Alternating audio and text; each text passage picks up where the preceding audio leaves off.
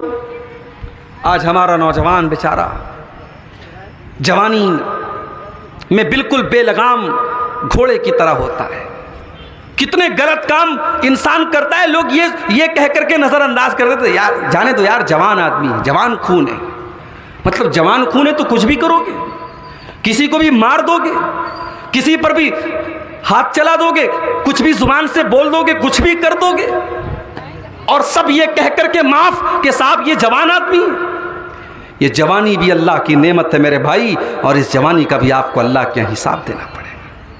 قربانی کے جانور کے گلے پر جب آپ چھری چلاتے ہیں اور جس پیغمبر کی سنت کو آپ زندہ کرتے ہیں، ابراہیم علیہ السلام، ان کی سنت صرف قربانی کرنا نہیں ہے، ان کی سنت صرف گوشت کھانا نہیں ہے، ان کی سنت یہ بھی تھی کہ ابراہیم علیہ السلام نے جوانی کے پیریڈ میں، جب وہ بالکل جوان تھے، 18-20 سال کے ینگ تھے، اس جوانی کی مدت میں ابراہیم علیہ السلام نے اپنی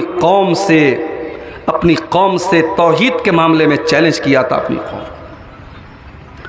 اپنی قوم سے کہا تھا تاللہ لاکیدن اصنامکم، اے میری قوم کے لوگوں، تم پتھر کے جن بتوں کی پوجا کرتے ہو، عبادت کرتے ہو، تمہارے بتوں کا میں بہت برا حال کروں گا، میں تمہارے ان بتوں کو ان کے انجام تک پہنچاؤں گا.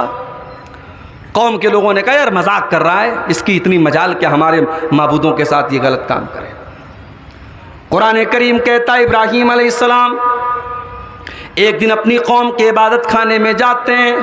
فَجَعَلَهُمْ جُزَازًا إِلَّا كَبِيرًا لَهُمْ لَعَلَّهُمْ إِلَيْهِ يَرْجِعُونَ. سارے بتوں کو توڑ دیتے ہیں بڑے والے بت کو چھوڑ کر کے، تاکہ جب بعد میں لوگ دیکھیں تو اسی بڑے والے بت کے ذریعے ان کو سمجھانے کا کام کریں. قوم کے لوگوں نے دیکھا، جب اپنے عبادت خانے میں داخل ہوئے، اپنے بتوں کی یہ درگت دیکھی، قوم کے لوگوں نے بڑے غصے میں کہا قالوا من فعل هذا بآلہتنا انہ لمن الظالمین، کس نے ہمارے معبودوں کے ساتھ اتنا غلط کام کیا ہے، وہ بہت بڑا ظالم ہے جس نے بھی یہ کام کیا ہے. کچھ لوگوں نے کہا قالوا سمعنا فتى یذکرہم یقال لہ ابراہیم، کچھ لوگوں نے کہا ابراہیم نام کا ایک نوجوان ہے، اسی کا یہ کام لگتا ہے، اسی نے یہ کام کیا ہوگا.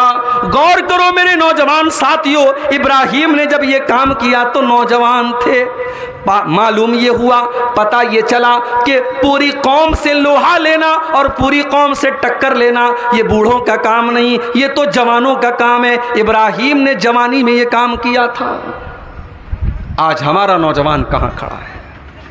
قربانی تو بڑے شوق سے کرتے ہیں آپ. ابراہیم کی یہ سنت بھی آپ کو یاد ہونی چاہیے. کہا کہ ابراہیم کا کام ہے، جو ایک نوجوان آدمی ہے اسی کا کام ہے. ابراہیم کو لایا گیا، اے ابراہیم کیا تم نے یہ کام کیا ہے؟ ابراہیم نے یہ نہیں کہا میں نے کیا ہے، بل فعلہ کبیرہم ھذا فسألوہم ان کانوا ینطقون. کہا ان کا بڑا والا بت سب ٹوٹ گئے، یہ بچا ہے، اسی کا کام ہوگا، اس سے پوچھ لو. انہوں نے کہا ابراہیم تم جانتے ہو یہ بول نہیں سکتے، تم جانتے ہو یہ بات نہیں کرتے، ہم ان سے کیسے پوچھیں؟ کہا بڑی افسوس کی بات ہے، اف لکم ولما تعبدون من دون اللہ، ہائے افسوس تمہاری عقل کے اوپر، ہائے افسوس تمہارے دماغ کے اوپر، جو بول نہیں سکتے، جو سن نہیں سکتے، جو نفع نہیں پہنچا سکتے، جو نقصان نہیں پہنچا سکتے، تم ان کے آگے سجدہ کرتے ہو، ان کو اپنا رب مانتے ہو. تم سے بڑا بے وقوف کون ہوگا؟ تم سے بڑا احمق کون ہوگا؟ ہمارے یہاں ایک لفظ بولتے ہیں نا بوڑھا، پتہ نہیں آپ کیا بولتے ہیں کہ نہیں، بے وقوف انسان کو بورہا بولتے ہیں. کہ تم سے بڑا بورہا کون ہوگا، بے وقوف کون ہوگا، احمق کون ہوگا؟ اپنے ہاتھوں سے جن بتوں کو مناتے ہو ان کی عبادت کرتے. اب ابراہیم علیہ السلام کو جو سبق دینا تھا وہ تو دے دیا، قوم بھی سمجھ گئی کہ ابراہیم کیا سمجھانا چاہتے ہیں. لیکن جب شرک کی پٹی پڑ جائے نا دماغوں پر تو بڑی مشکل سے پٹی اترتی ہے. قالوا حرقوه، قوم کے لوگوں نے کہا کہ ابراہیم کو جلا ڈالو. وانصروا آلہتکم ان کنتم فاعلین، اگر اپنے معبودوں کی مدد کرنا چاہتے ہو تو ابراہیم کو جلا دو. اللہ اللہ، ایک ابراہیم کو جلانے کے لیے اتنی بڑی آگ تیار کی گئی. حافظ ابن کثیر نقل کرتے ہیں کہ پورے گاؤں میں, پورے محلے میں اگر اس آگ کو جلا دیا جائے پورا گاؤں جل سکتا تھا, اتنی بڑی آگ تیار کی گئی. اور اس زمانے کی ایک ٹیکنالوجی تھی, ایک مشین ٹائپ کی ایک چیز ہوتی تھی, اس کو منجنیق بولتے تھے. منجنیق میں رکھ کر کے حضرت ابراہیم کو اس آگ میں ڈالا گیا. عورتیں, بچہ بیمار ہو جاتا تھا, عورتیں منت مانتی تھیں کہ اگر میرا بچہ ٹھیک ہو گیا تو جو آگ جلائی جا رہی ہے ابراہیم کے لیے, اس آگ میں اتنی لکڑی میں دوں گی. اتنی بڑی آگ تیار کی گئی. آج ہم لوگ واویلا کرتے ہیں صاحب ملک میں کیا ہو رہا ہے. کیا ہوگا بھائی؟ اسلام ختم ہو جائے گا. زیادہ سے زیادہ یہ ہوگا کہ ہم اور آپ ختم ہو جائیں گے. زیادہ سے زیادہ اسلام نہیں ختم ہوگا. دشمن جتنی بھی چالیں چل لے, کیا مسجدیں ختم ہو جائیں گی, قرآن مٹ جائے گا؟ نہیں میرے بھائی, یہ اللہ کا دین ہے, یہ اللہ کا دین ہے. پھوکوں سے یہ چراغ بجھایا نہ جائے گا. اللہ اپنے دین کی حفاظت کرنا بہت اچھی طریقے سے جانتا ہے. ہم اپنے ایمان کی فکر کریں, ہم بے ایمان ہو چکے ہیں, ہم مکار ہو چکے ہیں, ہمارے اندر سے اسلام نام کی ساری چیزیں نکلتی چلی جا رہی ہیں, اور ہم چنتا کر رہے ہیں صاحب یہ ہو جائے گا, وہ ہو جائے گا, یہ قانون آ رہا ہے, یہ قانون آ رہا ہے, یہ ہو رہا ہے, وہ ہو رہا ہے. جھارکھنڈ میں آتا ہوں تو لوگ پوچھتے مولوی صاحب بقرعید منائی کیا آپ نے یو پی کے اندر؟ ارے بڑے آرام سے منائی بھائی صاحب, خوب کباب کھائے, خوب ہم نے جو ہے پائے کھائے. دوسرے اسٹیٹ والے تو ایسے سمجھتے ہیں جیسے یو پی کے اندر مسلمان بیچارہ ایک دم دب کے رہتا ہے. بڑے آرام سے ہم رہتے ہیں الحمدللہ. کہیں چھٹ پٹ کہیں واقعات ہوتے رہتے, وہ تو ہر اسٹیٹ میں ہوتے رہتے ہیں. تو ہمیں ڈرنا نہیں ہے میرے بھائی. یہ بہت ڈرا کے لوگوں نے رکھا, ہمیں ڈرنا نہیں ہے. جو ہوگا ہم حالات کا سامنا کریں گے. ہم نے اس ملک میں وہ دور بھی دیکھا ہے جب لاشیں بھر بھر کے ٹرینوں میں گئی ہیں. ہم نے وہ دور بھی دیکھا ہے جب مسلمانوں کی لاشیں کھیتوں میں, گنے کے کھیتوں میں گاڑی گئی ہیں اور نہر کے کنارے گن سے اور گولیوں سے مسلمانوں کو بھونا گیا. ہم نے وہ دور بھی اس ملک میں دیکھا ہے. اس ملک میں مسلمان نہ تب ختم ہوا تھا نہ آج ختم ہوگا. ابراہیم کو آگ میں ڈالا جا رہا ہے. زبان پر کوئی شکوہ نہیں ہے, ماتھے پر کوئی بل نہیں ہے, اور کوئی افسوس نہیں ہے, کوئی واویلا نہیں ہے. اے اللہ یہ زندگی تو نے دی تھی, اگر تیرے دین کے لیے یہ زندگی جا رہی ہے تو حق تو یہ ہے کہ حق ادا نہ ہوا. جان دی ہوئی اسی کی تھی, حق تو یہ ہے کہ حق ادا نہ ہوا. اللہ کے دین کے لیے اگر جان چلی جائے تو یہ کوئی مہنگا سودا نہیں ہے, اچھا سودا ہے, سستا سودا ہے. ابراہیم کو آگ میں ڈالا جا رہا ہے. ہائے ہائے, ابراہیم کے بدن سے کپڑے بھی اتار دیے گئے, ابراہیم کو ننگا کر دیا گیا. ابراہیم کے بدن سے کپڑے اتار کر کے آگ میں ڈالا جا رہا ہے تاکہ جلدی سے ان کو آگ جلا ڈالے. اور جب ابراہیم کو آگ میں ڈالا جا رہا تھا, اللہ کے نبی فرماتے ہیں ابراہیم کی زبان پر ایک ہی جملہ تھا, حسبی اللہ و نعم الوکیل. اللہ میرے لیے کافی ہے اور اللہ سے بہترین مدد کرنے والا کوئی نہیں, اللہ سے بہترین کام بنانے والا کوئی نہیں. ادھر ابراہیم کو آگ میں ڈالا گیا, ادھر اللہ نے آگ کو حکم دیا.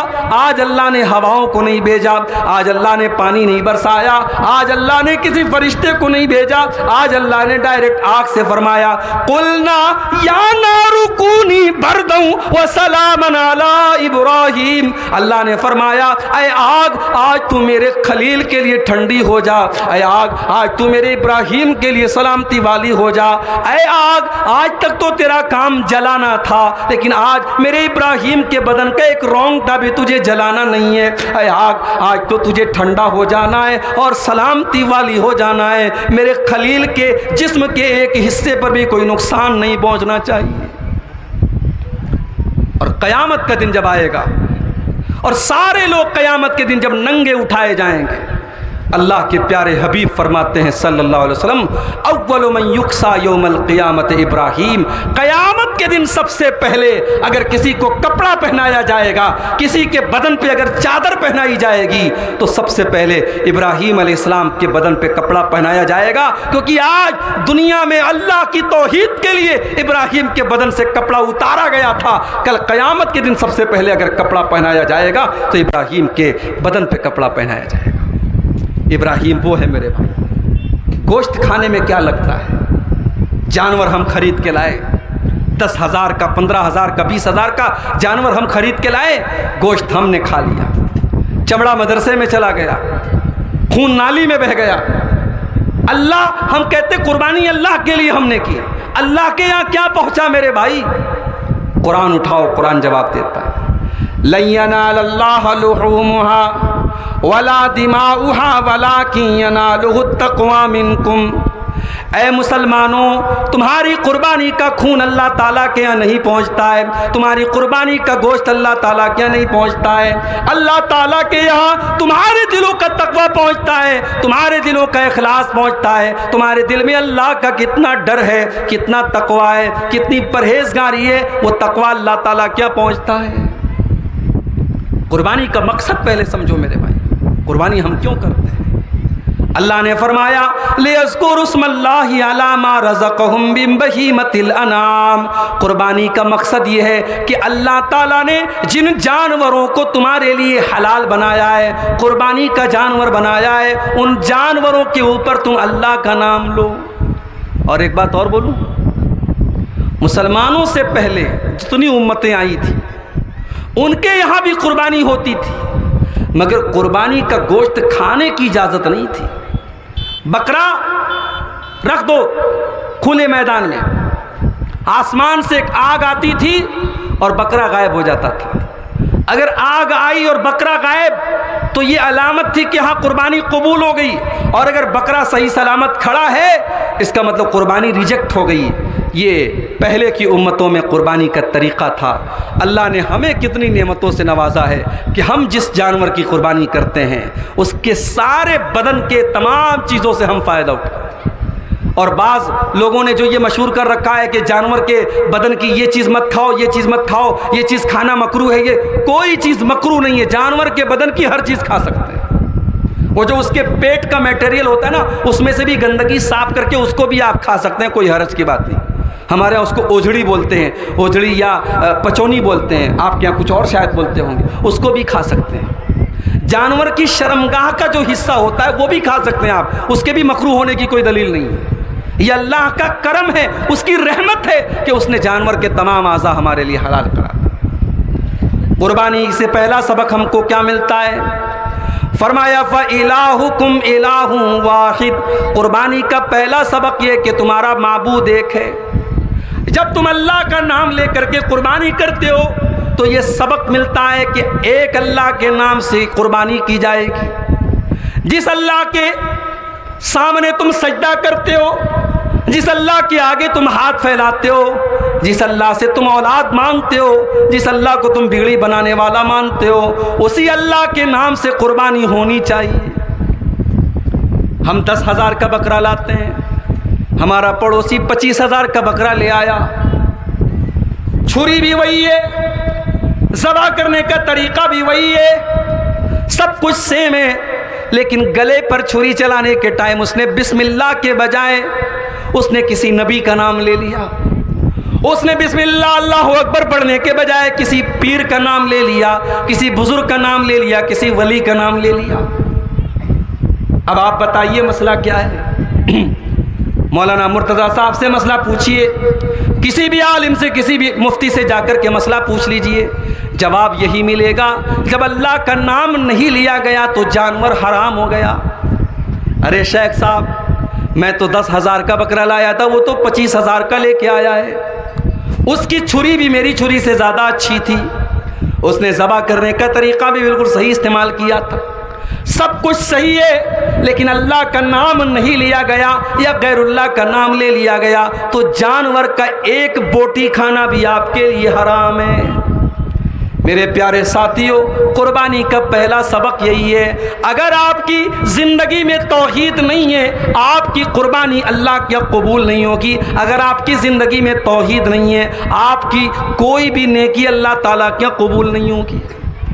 ابھی پرسوں جمعہ کے دن میرا پروگرام تھا مظفر پور کے قریب ایک گاؤں میں، وہاں اہل حدیثوں کا علاقہ ہے، نام یاد آ گیا، علاقے کا نام تھا بازد پور، مظفر پور ضلع کے اندر ایک گاؤں پڑتا ہے بازد پور، وہاں میرا پروگرام تھا پرسوں رات میں۔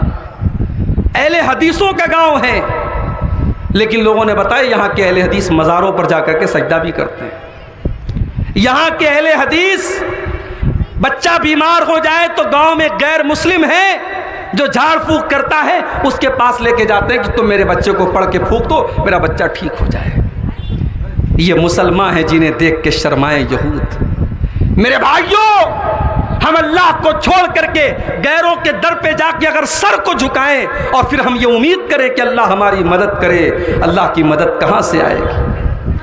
کرے غیر گر بت کی پوجا تو کافر، کواکب میں مانے کرشمہ تو کافر، جھکے آگ پر بہر سجدہ تو کافر، جو ٹھہرائے بیٹا خدا کا تو کافر، مگر مومنوں پر کشادہ ہے راہیں، پرستش کریں شوق سے جس کی چاہیں، نبی کو جو چاہیں خدا کر دکھائیں، اماموں کا رتبہ نبی سے بڑھائیں، مزاروں پہ جا جا کے نظریں چڑھائیں، شہیدوں سے جا جا کے مانگیں دعائیں، نہ توحید میں کچھ فرق اس سے آوے، نہ اسلام بگڑے نہ ایمان جاوے۔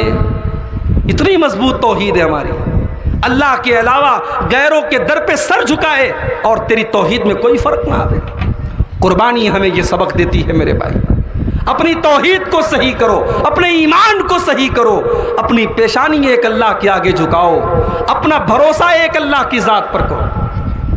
اور ایک طرف آپ قربانی کر رہے تھے، دوسری طرف مینا کے میدان میں اللہ کا نام لے کر کے شیطان کو کنکری ماری جا رہی ہے، اور اللہ کا نام لے کر کے وہاں بھی جانوروں کو ذبح کیا جا رہا ہے۔ وہاں پر بھی جب حاجی حج کا احرام باندھتا ہے تو کیا کہتا ہے؟ لبیک اللہم لبیک، لبیک لا شریک لک لبیک، ان الحمد والنعمت لک والملک لا شریک لک۔ حج کے اندر بھی توحید کا سبق سکھایا جا رہا ہے۔ میرے پیارے ساتھیوں، حج اور قربانی یہ دونوں توحید کا سبق دے رہے ہیں۔ اور جانتے ہو جب ابراہیم علیہ السلام نے خانہ کعبہ کو بنایا، ہم تو ایک مسجد بنانے میں ہمارے پسینے چھوٹ جاتے ہیں، ہمارے پاس تو مستری بھی ہے، میٹیریل بھی ہے، دولت بھی ہے، سب کچھ ہے۔ ہزاروں سال پہلے جب ابراہیم علیہ السلام خانہ کعبہ کی تعمیر کر رہے تھے، قرآن کہتا ہے وَإِذْ يَرْفَعُ إِبْرَاهِيمُ الْقَوَاعِدَ مِنَ الْبَيْتِ وَإِسْمَاعِيلُ۔ یاد کرو جب میرا بندہ ابراہیم، جب میرا نبی ابراہیم خانہ کعبہ کی تعمیر کر رہا تھا اور ان کا بیٹا اسماعیل بھی اپنے باپ کا ساتھ دے رہا تھا، اللہ کے نبی فرماتے ہیں اسماعیل پتھر لالا کے لاتے تھے اور ابراہیم اپنے ہاتھوں سے اس کو دیوار میں سجاتے تھے اور دیوار کو سیٹ کرتے تھے۔ ہائے ہائے اس بلڈنگ کے کیا کہنے، جس بلڈنگ کا مستری ابراہیم کے جیسا ہو اور اس میں کام کرنے والا لیبر اسماعیل کے جیسا ہو۔